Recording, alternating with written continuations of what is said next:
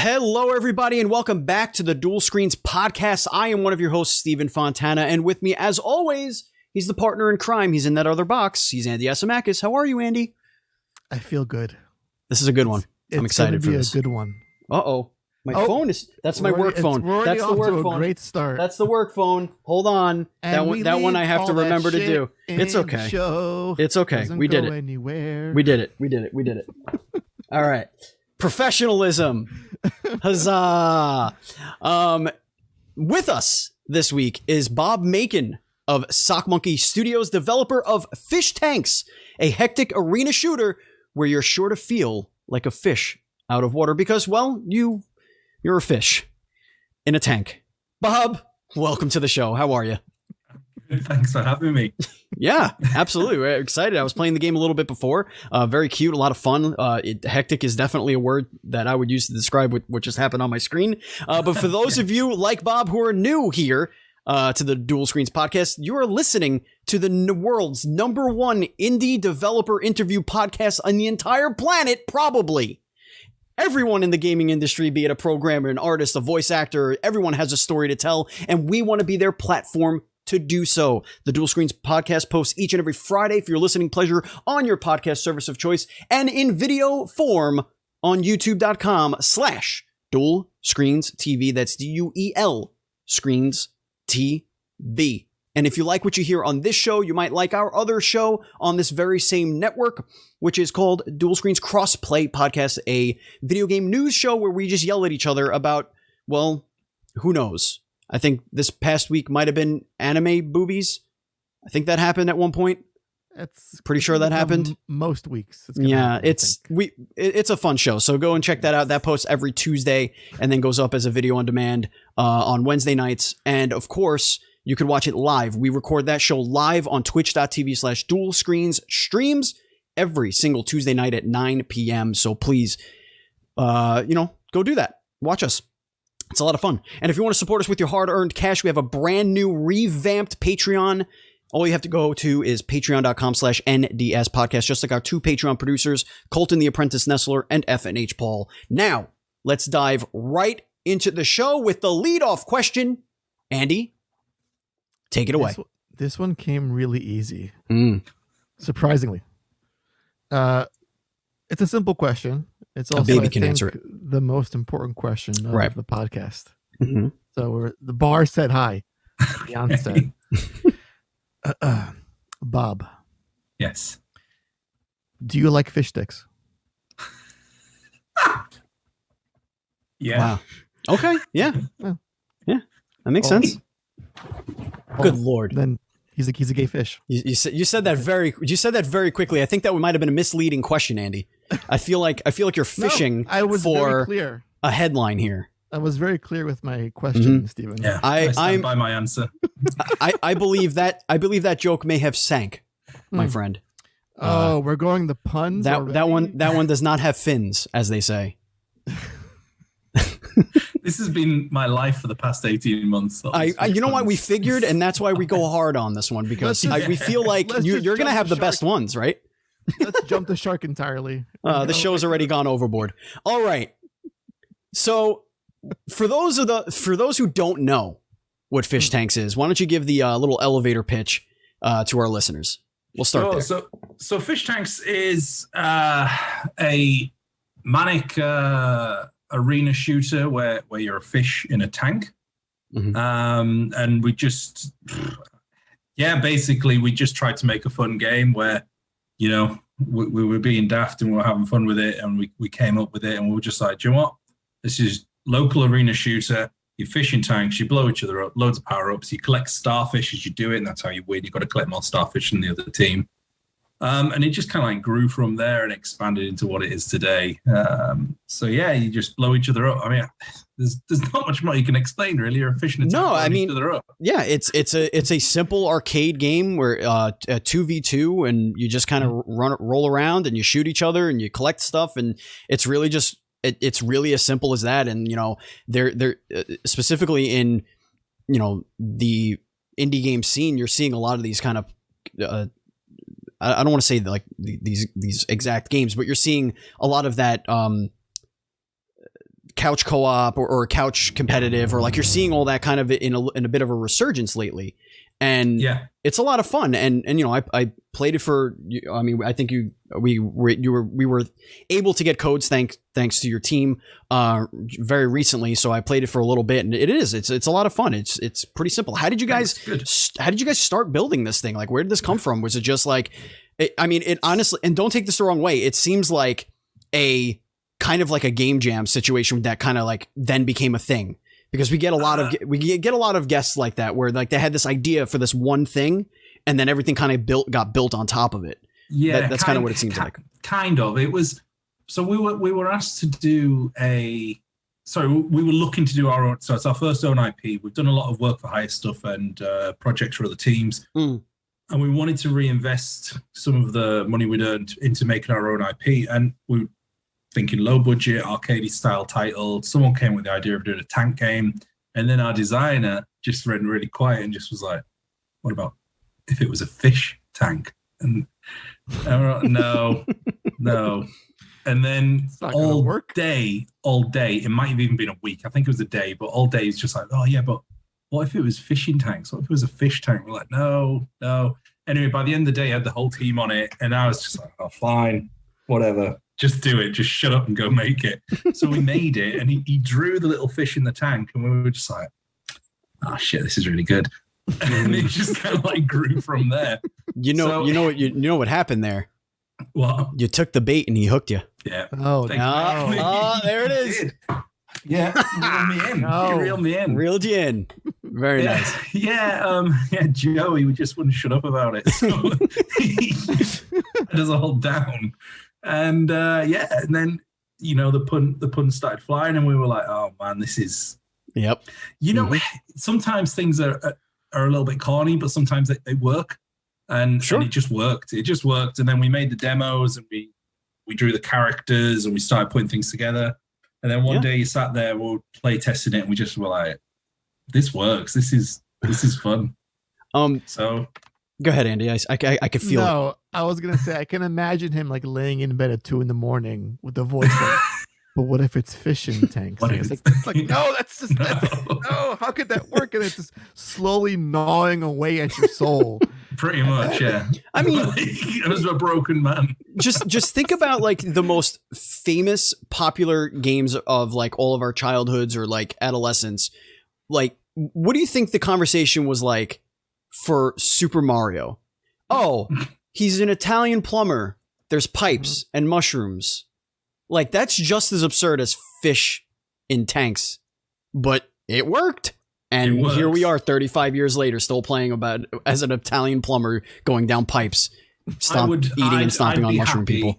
I'd be happy if we could replicate the success of Super Mario with fish tanks. The time will tell. All right, all right, Bob. Let's not get carried away. Time will tell. I mean, there's room there. There's room there. You should have got in with the Wii U. You probably would have got a nice Wii U port at some point. Right. You would have been able to get in there. Who is building these tanks for these fish? Funny you should say that, because we kind of what's the lore like for this game? Well, right. So there was a lore. There was this really quite dark story. Of course there was. Which we put a stop to. It was all very post-apocalyptic. The fish were trying to battle over the water, and it didn't. I was and I was sat there and I was like, this doesn't fit. I give you fish tanks, but this is not like, it doesn't fit with the cuteness of the game. I have my limits. It got political. It really did. And so we were like, no. But there is, we've just done the tutorial level. And so when you roll around and you get your starfish, you take them back to your base, and the base opens up, the starfish go down.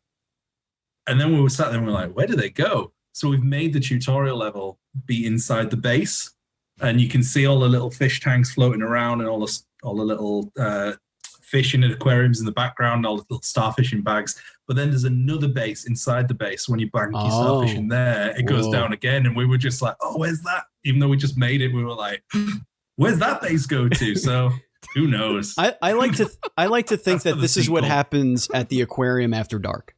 Yeah, that's what I like to think. It's like, all right, guys, lights out. It was a great show. They close up. The janitor's sweeping up. The shutter comes down, and then they're like, it's time to go. And they get out their friggin' tanks, and they just start shooting the shit out of each other. We all hate each other, really.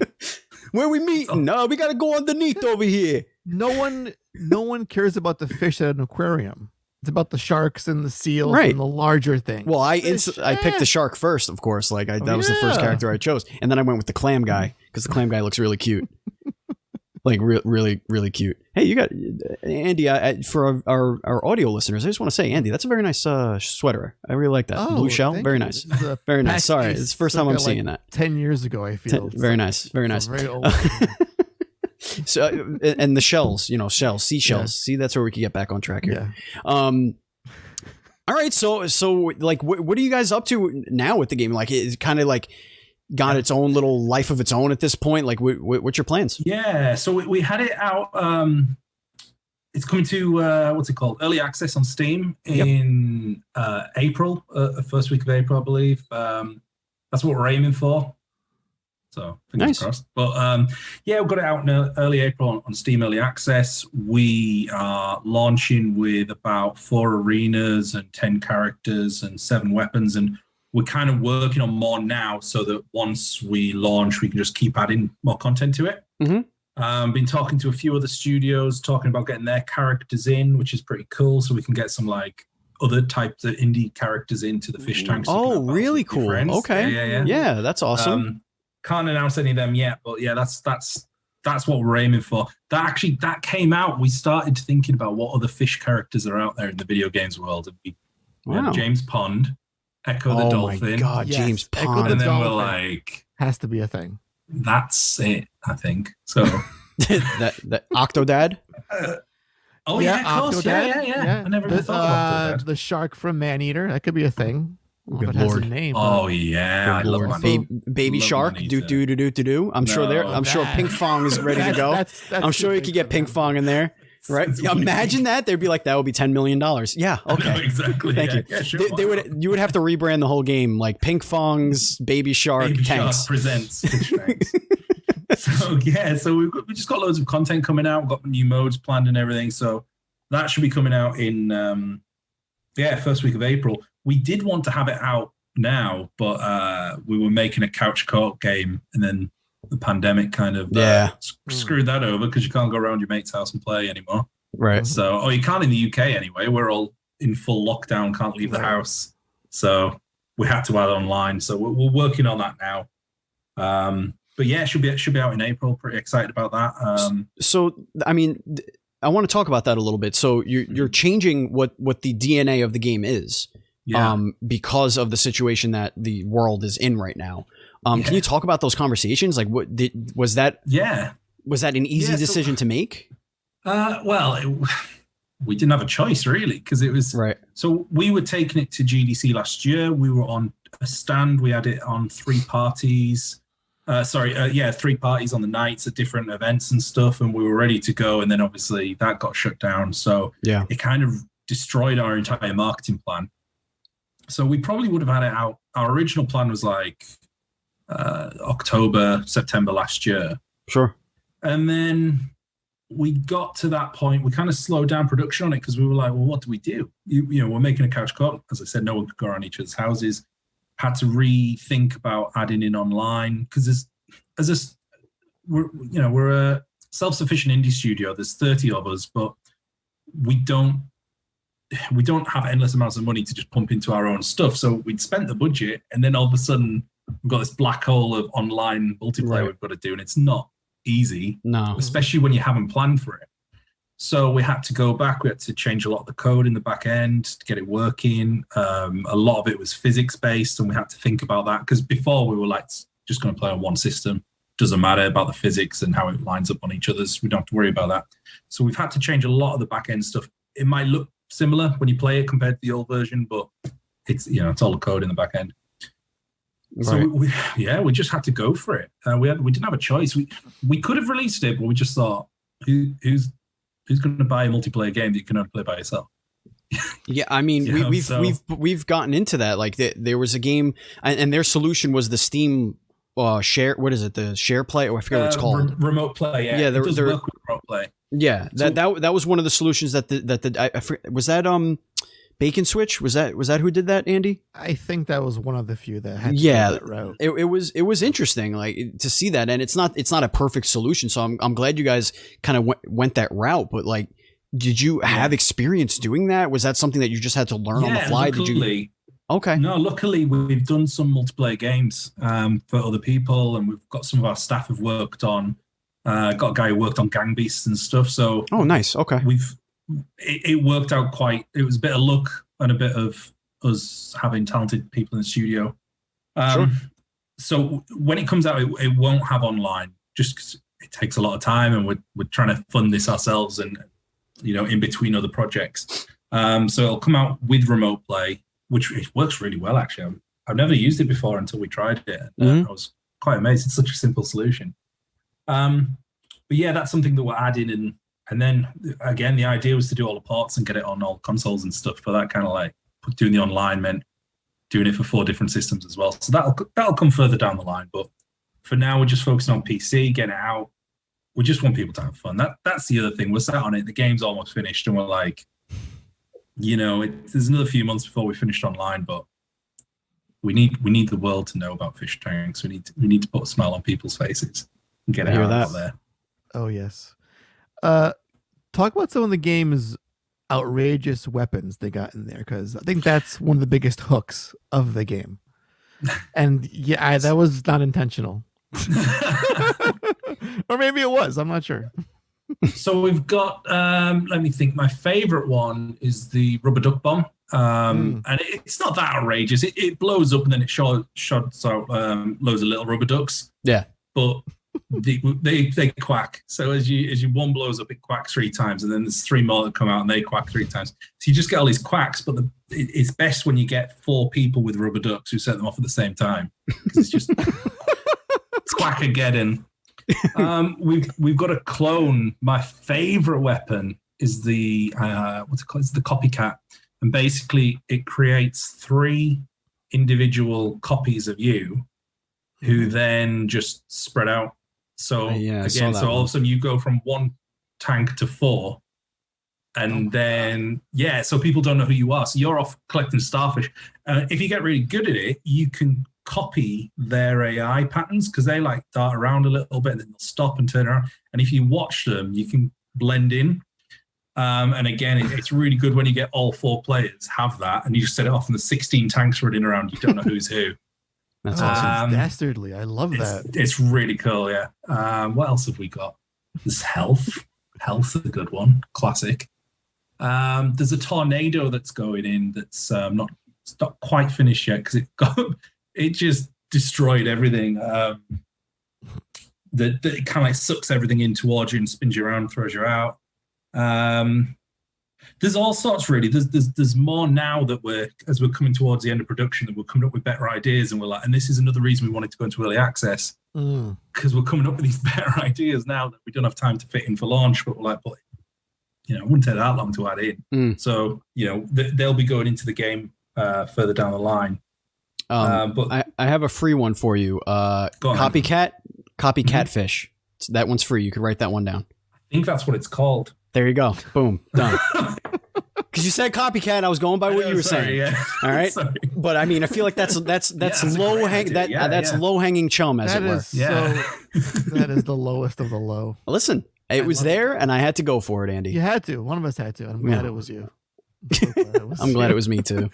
Now, do the game's different characters offer advantages or unique skills, or they're just the weapons or the real meat? The weapons, the tanks do. So you can choose different tanks. We played around with the characters, and then we had them in the tanks with different abilities, and it got a bit crazy. So it was a lot of effort to do it, and it didn't quite work. Having a character has skills, and then the tank has skills, and then you pick up it just got messy. So we took them out, because the characters are quite fun to play around with anyway, because you can, when you die, you roll around with them. What we have added literally last week, we increased the I'll tell you a little story. My wife's a university lecturer.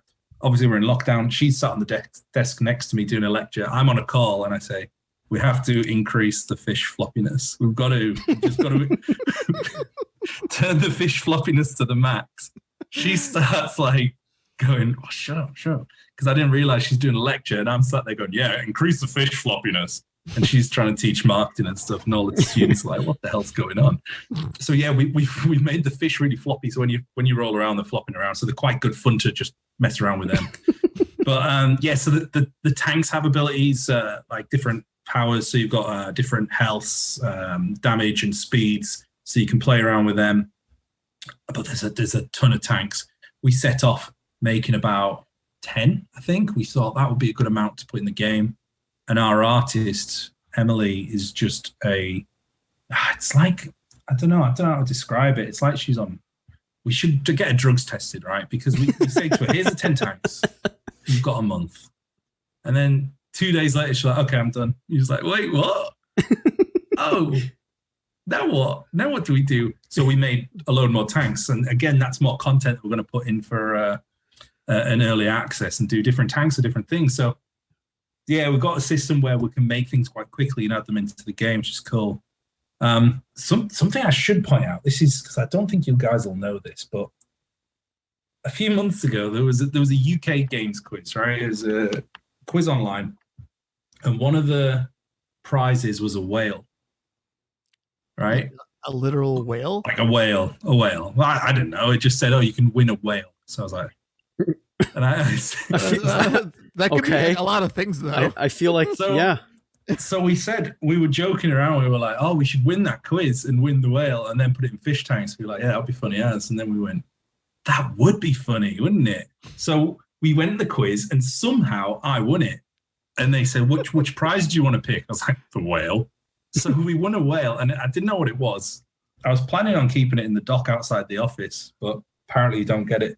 It's just a sponsorship, which is, slightly disappointing, but still, it's pretty cool. So we won a whale through a sponsor. This is like The Simpsons. I want my whale. I want my whale, damn it. My whale. There's going to be some Ace Ventura shit stealing a whale out of the aquarium very soon. I can see it coming. So we won the whale, and it was from the Whale Dolphin Conservation Charity, the WDC. And they contacted us and like, congrats on winning your whale. Pick a whale. So we picked a it's not funny, it's a serious charity. We picked a whale called Simoom. She's a killer whale. She lives in Vancouver. And I thought, Vancouver, there's XDSs out there, so I might go visit her one day. So anyway, and then we talked to the WTC and they said, hey, we do a lot of stuff in games, and we do Humble Bundles and we do stuff with Sega. Do you want to do a thing? And we were like, oh, we were joking that we should, but if you want to. So we've partnered with WDC to release a whale pack as some secret characters, and it's going to be a charity pack for a few dollars on as DLC. We're adding their whales into the game. The fact that it is so perfect and serendipitous is what makes it so funny. It's magical. It's just totally bizarre. I have to ask, what was the quiz? What were the questions like? Oh, it was a video game quiz. Oh, yeah, it was a video game quiz. So I mean, it was the video games industry. So there was about 100 people on it, and it was fastest finger first, and I took it very seriously. Well, you wanted that fucking whale. I wanted that whale. And so we've got a space whale in it. We've got a cow whale. We've got a panda killer whale. It's really cool. God, that's fantastic. So that's coming as well. But it was just a weird thing that we won this whale, thought it was funny, and then the whale people were like, yes, no, let's do this. And it's a really good charity. I shouldn't say that. They're going to tell me. No,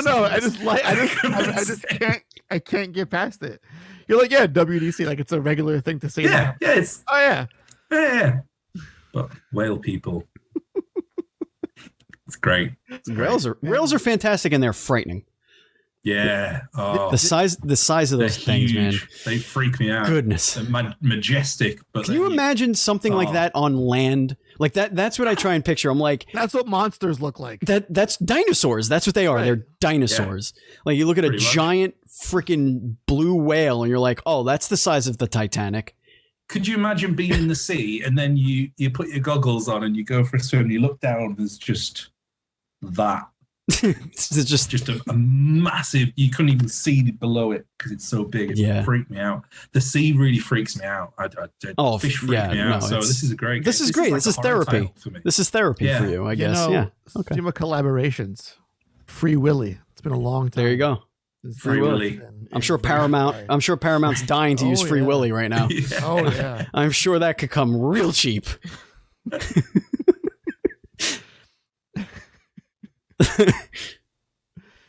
Oh, this game, when I look at it, has that PS1 kind of magic going on, where you can't put it in a box super neatly.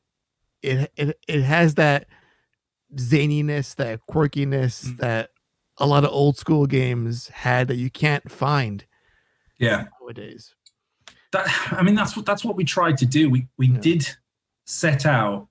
So as soon as they started doing this storyline about the politics of the ocean and all this stuff, I was like, this is not. The game's called Fish Tanks. We can't release it with this storyline. Animal Farm with gills. Yeah, exactly. It kind of almost was. And then it was just like, look, we're not serious people at Sockmonkey. We enjoy life. We enjoy games. We have fun.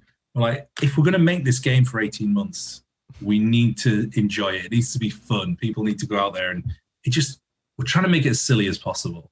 And I think we're there, and the stuff we've got in the pipeline with the other levels and the characters and stuff. I mean, like I said, we've got a space whale. We've got a space whale that's sponsored by WDC, a global charity. It's like, this has got totally out of control from like 10 of us messing around in the northeast of England on this game.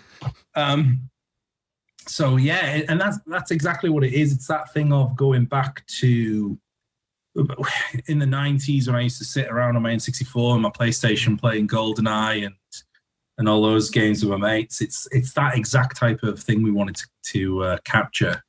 And the timing was right. You had games like Overcooked come out, or you could just sit on your couch with your mates, and it seemed to be a big thing. Again, the COVID's kind of screwed that, but still. It's that thing that we're trying to capture, and just that zaniness of it all. How do you just want it to be silly? How do you market something like that now? Because I feel like I've got no idea. You know what I mean? Like that's what I'll tell you in a few months if it sells well. Yeah, it's just like when I think about it, it is a no-brainer for me because nostalgia is such a powerful emotion right now. For people in their 30s and early 40s who grew up playing these games in their adolescence. But when I'm playing Fish Tanks, I'm like, kids should be playing this, but they're not the ones that are going to have a Steam account and are going to be buying this for themselves. So like there's kind of that balance there. You have to figure out a way to get the parents who are in their late 30s, early 40s to say, this is something that my kids will like. And that's a very fine line. What have the discussions been like with the team, whoever's handling your, the marketing and stuff like that, from, because you're almost there, April's almost around the corner. So like, what's your plan for that? Yeah. We'll be doing all sorts really. We're obviously doing this podcast. We're doing, got things ready to go in loot boxes and all sorts. Cause again, it's really hard because it's a new world. So our original plan was hit all the shows, take it to different, because when we've taken it to shows previously, we've always had a queue, and there was a really big, I won't say what it was, but a really big similar multiplayer party game, and they were opposite us, and they were so pissed off because we had a big queue and they didn't. And I think because the game looks so nice that people are attracted to it to watch it, and the music's really like honky tonk piano, just crazy cool. It really sells itself when you play it, which is quite a challenge to do in a digital world where you can't show people it very easily. We've got things in the pipeline. Another reason to do early access, to be honest, because there's aspect. I'll put my hands up. There's some things we just don't know. We don't know what's going to happen. Sure. So yeah, there's all sorts of things that we're trying to do. That we'll just do over the next few months. But you are totally correct in that this is a challenge. But again, it's kind of like, well, we could wait until the shows come back and do it as we'd originally planned. but who knows when that's going to be. Right. And because you plan on supporting the game long term anyway, when these things do come back, you'll have a better product, and you're going to continue to grow on that product. So it really won't hurt you to, in theory, show that way. Yeah, in theory. Exactly. Yes, yeah. And it is, because if you think, let's say in six months' times, we might have, if the plan goes well, we'll have practically doubled the size of the game, of the content that's in the game. So right. Yeah, exactly. It'll be a much better game for it. At which point we can be even more aggressive. We've got like an 18-month plan now post-launch of content and things going on. We've got a competition to win I can't remember what it was to win. It was a custom designed controller. And we're looking at consoles as well, or a PC rig or something. There's a really talented artist he used to be called Xbox Pope. He's now called Pope Art. And I followed him for the last year. He's amazing work. He's doing work with 2K, and he's doing work with Nintendo and all sorts. Oh, wow. And we went on his website, and he lived down the road. Wow. Like, what? Well, it's gonna go for some morning air, and if I walk past his house, throw rocks at his window. Right. He lived in the next town, so we emailed him. We're like, "Hey, borrow some sugar. Hey, Xbox Pope, do you want to collaborate?" And it was just like, "Oh, yeah, all right." So yeah, Pope Art. He's just changed his name last week. We've got a thing going with him where we're going to design some custom made controllers and stuff and give them away on our Facebooks and Twitters and stuff. So there's all sorts, and plushies and all sorts which we're trying to do, but it's that difficulty. I tell you what's really difficult is this plan of doing merch and getting it around to people, giving it out. We're now stuck with like 3,000 Fish Tanks t-shirts, which if we want to send it to people, it's going to cost us postage, and you don't take that into account. So then all of a sudden the postage is through the roof. So I'm just moaning about. What if you partnered with what the hell's the name of it? No, like those pet food delivery places, and like send them like 50 t-shirts and just be or whatever, and just be like, put these in boxes, just give them to people. We just send them to people. SeaWorld. Yeah, SeaWorld. Don't think WDC would appreciate. Yeah, SeaWorld is not. Let's not do that. Listen, I would, for the joke of it all. Just like, serious? Yes. Put these in your booth, sir. But we have talked about getting into fish pet food, but then we're like, it's a bit niche. I don't know. I mean, fish pet food delivery services. Listen, Bob, the world's your oyster, man. Literally, yeah. That's what it is. Yeah. I mean, you would think a game about fish in literal tanks, water in the tank, and they're fighting on land. That's like the ultimate pitch. That should sell the game. Yeah. Just on the face value alone. We before we decided to go self-publish, we did talk to a few publishers, and we said a game about fish tanks, and they sat there and you can see them there. Yeah. And then they play it and they're like, oh, they're in tanks. And I don't know how many times we've had that conversation. It's like, okay. Did you think this was a fish raising simulator? Like, what did you think this was going to be? Like, okay. Oh my God, Bob, it just came to me. Oh my God. What if you do have a fish sim thing where you take care of the fish during the day and then you go battle during the night like a Pokemon game? Look at this. That's quite good, actually. Look at this. That's quite good. We've done it. A companion app. We've done it. A companion app. Remember the Pokewalker you got with Heart and Gold? Yeah. Mm-hmm. You can make a tiny little one of them to attach to your pet fish. Mm-hmm. Oh, you he swims. Just weigh him down. That's it. Pete is going to be on your ass. Well, it's art in it. You've got to sacrifice things for smart. Small print. Many, many, many goldfish were harmed in the making of this product. Have you guys thought about maybe like going the Game Pass route when it comes to the consoles, or maybe a PlayStation Plus deal to get it? Eyes on it once it launches. I'd love to. I think that's a bit easier said than done, really. But yeah, right. we No, we'd love to do that. We'd love to do that. It would be, I think it's a perfect game for PS Plus or something like that.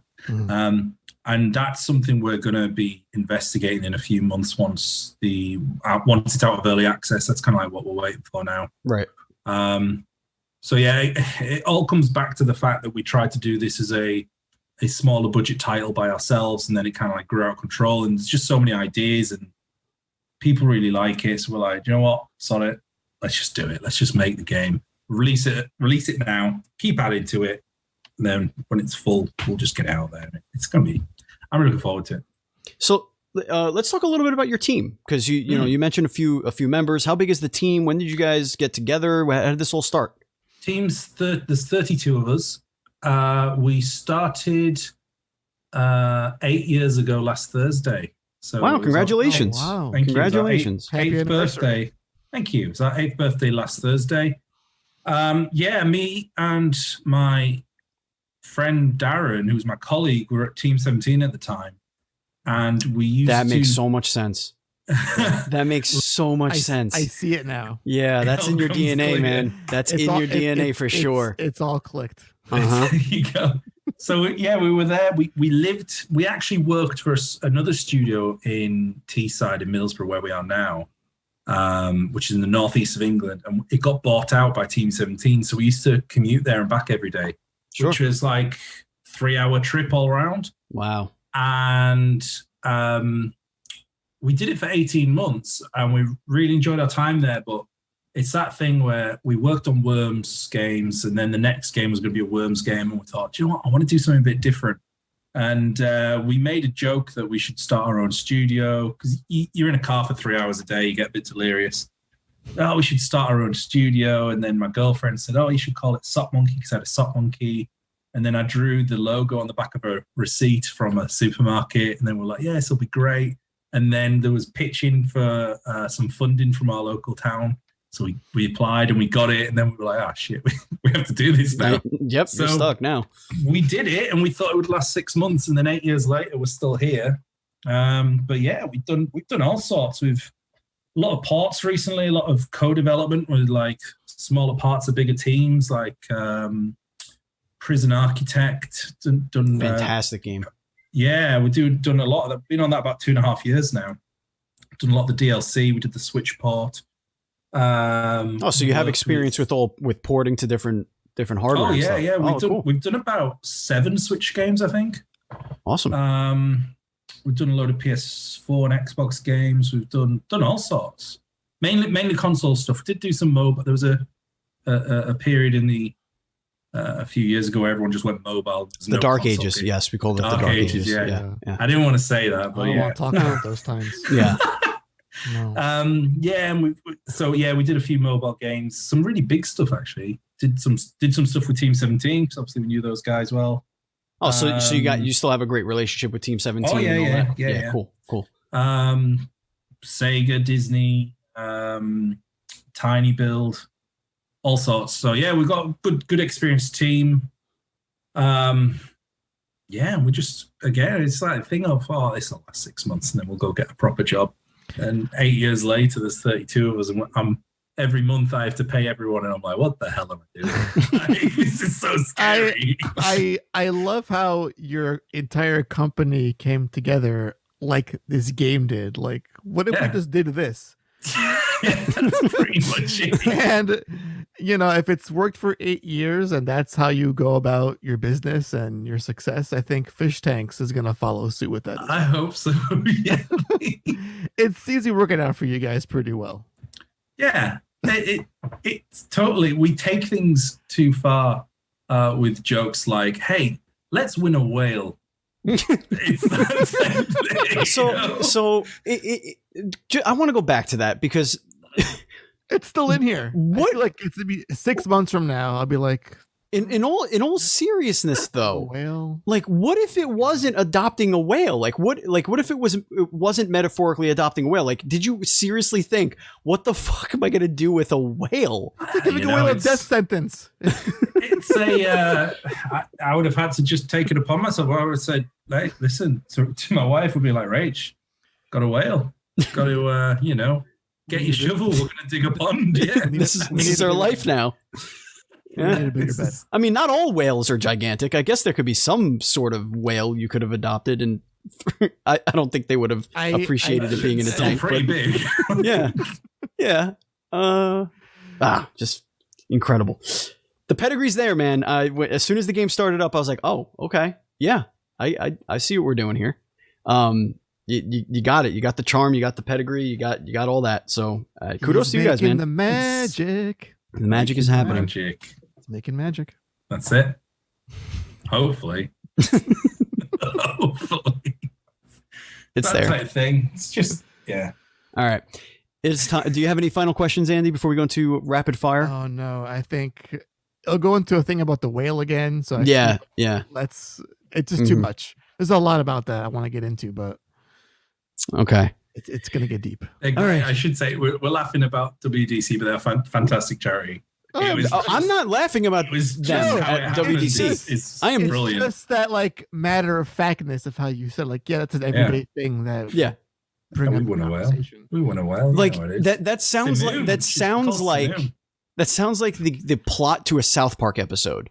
Like Stan's dad does like a contest. Randy does a contest to win a whale. He thinks he's adopting a whale. Everything's great. And then they show up with this giant truck and with a whale in like this tank of water, and it takes over and starts rotting. And then all the townspeople wanted to get rid of the whale, but he can't get rid of the whale. Like that's what this sounds like to me. Didn't they have that? They had a whale that they stole from the sea parks, and it went on the moon. Yes. Remember that episode? Yes, they did do that. Yes, they did do that, and it's just sitting there rotting on the moon. Yeah, right, yeah. And there you go. God, that's my life. If there's any doubt, Trey Parker and Matt Stone have thought of it first, or The Simpsons. Simpsons did it. All right, it is time now to get into the rapid fire segment here, and we're going to start off with one of our easy ones, one of the ones we like to give, one of the ones that you probably heard if you listened to the show before. Flight or invisibility? As much fun as invisibility would be, I think you'd get hit by a truck or a car. Like you just die. I think you just die straight away. So it's got to be flight. It's got to be flight. Plus, you'd save a fortune on petrol, wouldn't you? There you go. It's got to be flight. Yeah, flight. Final answer, flight. Pineapple on pizza, yes or no? Yeah, absolutely. There's no question about that. No question, yes. No question. What's the dumbest way you've injured yourself? Oh, God. Who have you been talking to? Okay, so there's a list. We went on a camping trip to Wales with schools, and we set up our tent, and then I kicked the ball, put my foot in a rabbit hole, and tore my cruciate ligament. I went to see the Stereophonics live. I was right at the front, and I got my leg stuck in the railing, and the crowd went one way, and I didn't, and I tore my cruciate ligament, same one. I got arrested then because I climbed over the thing because I was in pain, and they arrested me, and I passed out and woke up in hospital in like plastic handcuffs. Wow. What else have I done? I've broken my spine playing football with my mates or soccer, diving on my head. What else have I done? I've got a list of, I broke my hip 2 years ago playing football. I passed the ball to someone 5 yards away and just went, I've hurt myself. Jeez. I'm still stuck on, I broke my spine. Yeah. I was playing in goal and I jumped like that and I landed on my head. It's got to be. God. Yeah, I'm just Mr. Casualty. Goodness I don't gracious. play sports anymore. I've got a bit fat, but at least I'm still alive. We could have started this off with, hey, rapid fire, tell us all your injuries, and that would have taken us to the end of the show. The whole show. That would have been the last 15 right there. One last one for you. We were on a skiing trip, and I slipped. First day, I fell off the ski lift. So I never actually skied down the mountain. And then we went for lunch and I slipped in the restaurant and tore my ligament. That's the first time I tore it. So it's just, I've just got a crap ligament. I just keep tearing it in the restaurant. And do they keep replacing this ligament with like a pig's ligament or something like that? So you're just fixed it. They just have a bunch of Bob Makin I just feel like pigs us out. It's Bob again. Let's Yeah. some, Yeah. you know. No, we're just He's passed the quota for visits. Just give him some, just give him some painkillers. He'll be fine. some pig parts. We'll send him on his way. I've done yeah. When you're preparing your breakfast in the morning and the toast pops out of the toaster or English muffin or what have you, and you go to put on either some butter, peanut butter, cream cheese, beans. what do you reach for? A spoon or a knife? Why would you a spoon? I was not expecting you to say a spoon. Why would you use a spoon? Exactly. No. But people do it. Desperate people, maybe. I've seen I'm it. gonna do it tomorrow. I'm gonna get my. I'm gonna. They take the spoon and they take a glob out and they smear with the backside of the spoon. What the hell is wrong? It's like how psychotics are born. Oh my God. That's I'm gonna do it the one tomorrow. sign. I'm gonna make a purpose of having toast, and I'm gonna quietly get the butter out in front of my wife and just stare her in the eye, get a spoon, and just smother it on and see what she does. Who the fuck are you? I have a feeling this might be another dumb way you injure yourself, if I'm being completely honest. I'll slip on the spoon, it'll come out. I was buttering my toast with a spoon and I tore my ACL. And then I broke my spine. Why would you do that? When That's you put on your totally shoes, are you sock shoe or sock shoe? Mm-hmm. We you put. I was just laughing because I was waiting for you to say shoe sock. Well, it is COVID, so who knows? People are losing their minds out there, so who knows what the hell people are doing? Why? Well, no, you put your socks on first because otherwise your foot gets cold. Yeah, that's fair. Yeah, that's a fair answer. It's a very reasoned, rational, sane response to that question. Yeah, you got to. Can't. Yeah, I'd probably lose it to frostbite, so I've got to get it on quick. What word best describes you when you're drunk? Louder. That's a good one. I like that. That's a really good one. Have you ever open palm slapped the shit out of somebody, and why? Do you mean literally bang? Like just whack, slap them? Oh, I don't think so. I'm not that aggressive. I'm sure I would have liked to. Listen, sometimes you're just in a point where you're just like, I need to slap this motherfucker right now. I've probably done it to my sister when I was younger. There's got to be a time where I slapped my sister. Yeah, that's totally. Yeah. I feel like that's in like the parenting handbook of this is the shit that's gonna happen. Your siblings are gonna slap each other, and just deal with. Like I have a son and a daughter, and I just know that they're just gonna end up beating the crap out of each other. It's gonna happen. They'll love each other, but they'll hate each other. Indeed. Yeah. So probably I'll say Pippa, my sister. And if I haven't, I'd like to. So fair. Bring it on. That's fair. She's in Australia now, so it'll take 24-hour flight, and I'll land. Bang! Just smack. See you next time. Be like, hey, I'm at the airport. Meet me there. Yeah, meet me there. Give her one good one, and then all right. Just go back through. Sorry, can't stay. COVID. Gotta go. Let's put a little white glove on. Is cereal a soup? Cereal? No. Yes. No. Okay. No, because it's dry, isn't it? And then you add the milk. No. Well, a cereal and milk a soup. Like, is a bowl of cereal with milk a soup? No, because no.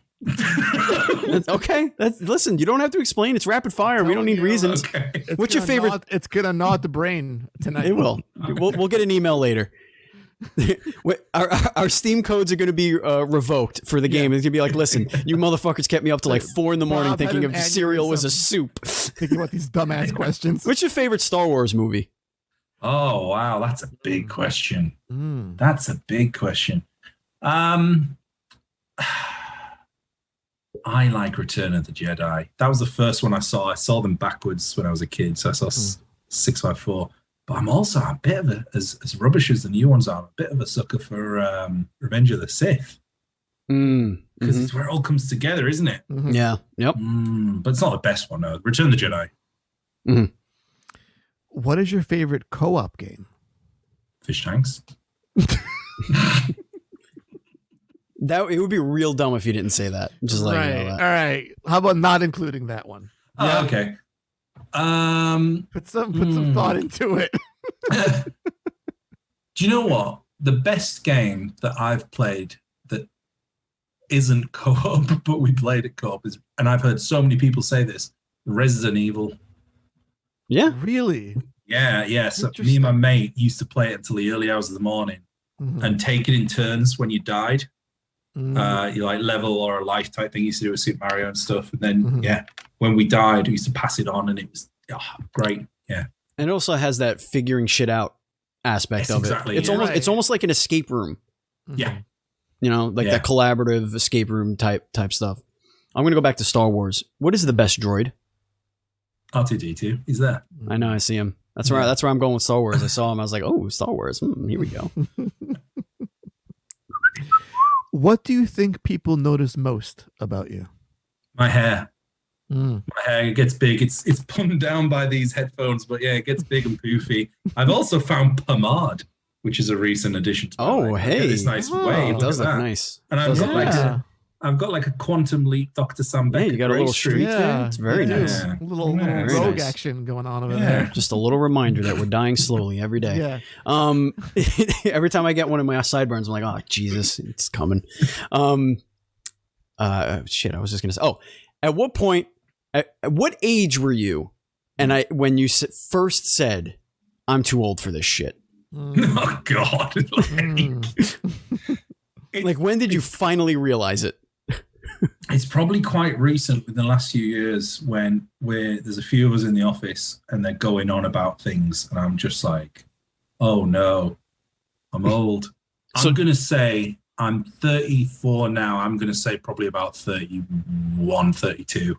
So to be clear, it wasn't the moment that you passed a soccer ball and broke your hip.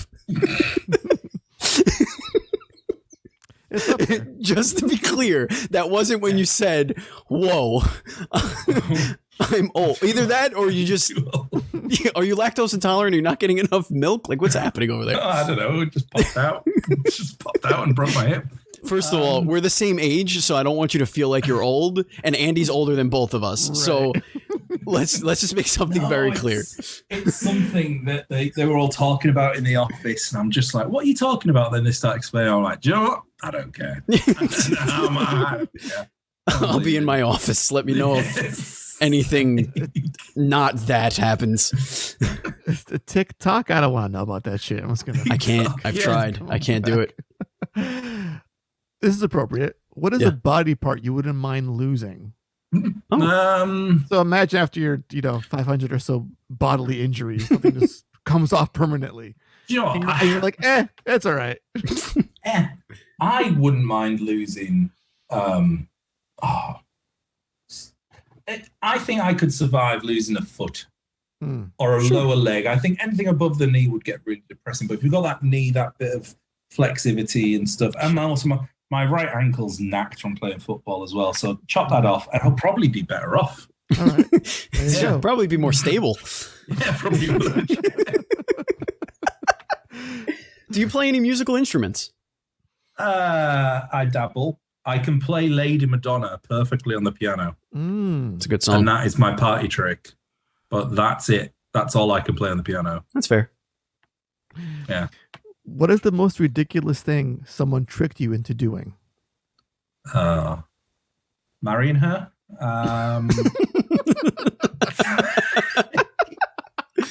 Oh, man. Oh, that's a spicy answer, and I love leaving our jobs and starting a game studio. Making a game about fucking fish tanks. Yeah, that it's gonna be. Goodness, so many. What would you rather do? Parachute or bungee jump? Oh God, parachute. I saw them test a bungee jump cord with like a weight, and it wasn't attached, and that was it. And I was like, oh, that's that ambition gone. I never want to do that. I would have loved to have done it. And I just saw that, and I went, nope. So did you see that like in person? They were like, no, see, it won't break. And they're like, oh, shit. They were just testing it. It was off a crane. It was in a pub car park. So it was on concrete as well. Oh, good so Lord. That's the first thing. If I'm going to do it, I'm going to do it over the river or the ocean or something. Yeah. Fish tanks. But yeah, man, I saw them drop this bag of concrete. It just landed. And I was like, oh, nope. No, thank you. What is your alcoholic beverage of choice? At the minute, it's Brewdog. Do you have Brewdog? I'm not. It's a Scottish beer. There's quite a few. There's one called Elvis Juice, which I quite like. It's got a bit of a grapefruit.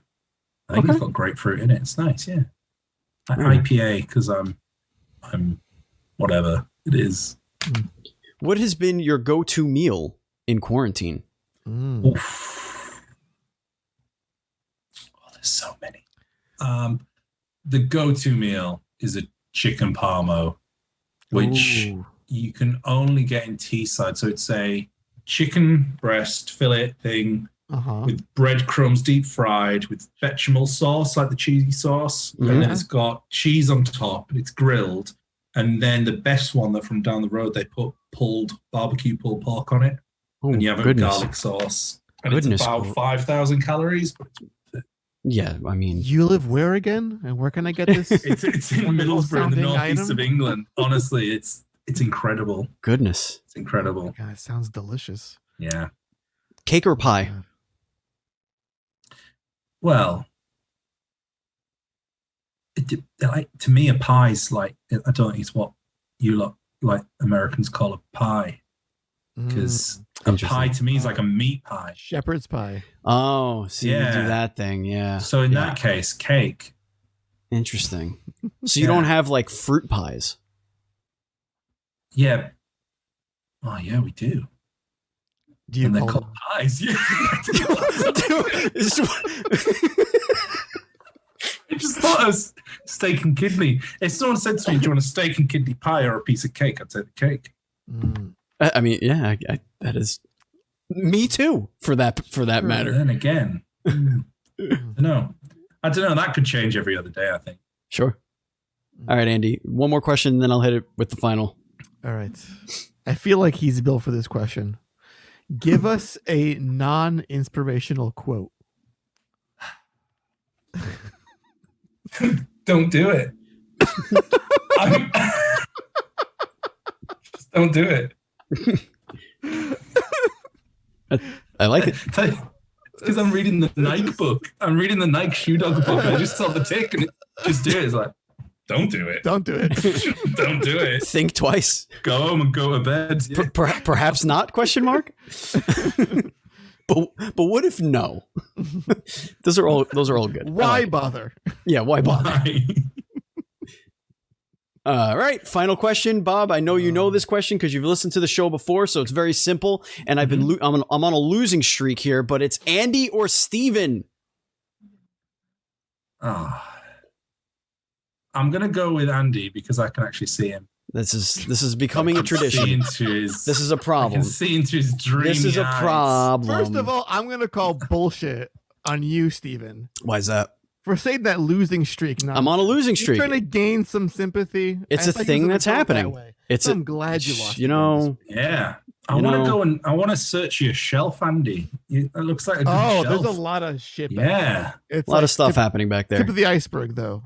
I just reorganized my book or like just tchotchke display case thing. It's nice. I color coordinated my bookshelf the other day.